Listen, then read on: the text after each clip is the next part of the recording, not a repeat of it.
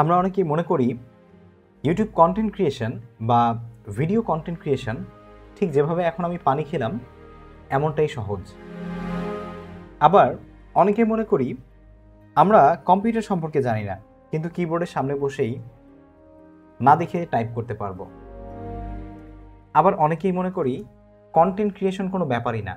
দেখুন, content creation তাদের জন্য কোনো ব্যাপারই না যারা এটাতে ডেডিকেটেড, আর কন্টেন্ট ক্রিয়েশন তাদের জন্য খুবই কঠিন যাদের এটার প্রতি কোনো প্যাশন না থাকা সত্ত্বেও শুধুমাত্র টাকা উপার্জন করার জন্য কন্টেন্ট ক্রিয়েশনে আসতে চায়।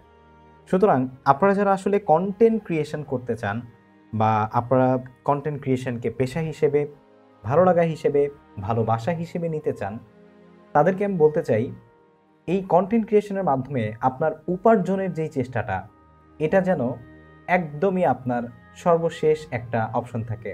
আপনার ফার্স্ট প্রায়োরিটি যেন থাকে আপনার কন্টেন্টকে ভালো বানানো, অডিয়েন্স ফ্রেন্ডলি কন্টেন্ট বানানো, এবং আপনার কন্টেন্টটা যেন হিউম্যান অপটিমাইজড হয়। কখনোই চেষ্টা করবেন না যে আমি আসলে সোশ্যাল মিডিয়া থেকে কন্টেন্ট বানিয়ে উপার্জন করব। যদি এটা চেষ্টা না করে কন্টেন্ট ভালো বানাতে পারেন, তাহলে উপার্জনের পেছনে আপনার দৌড়াতে হবে না, উপার্জন আপনার পেছনে দৌড়াবে।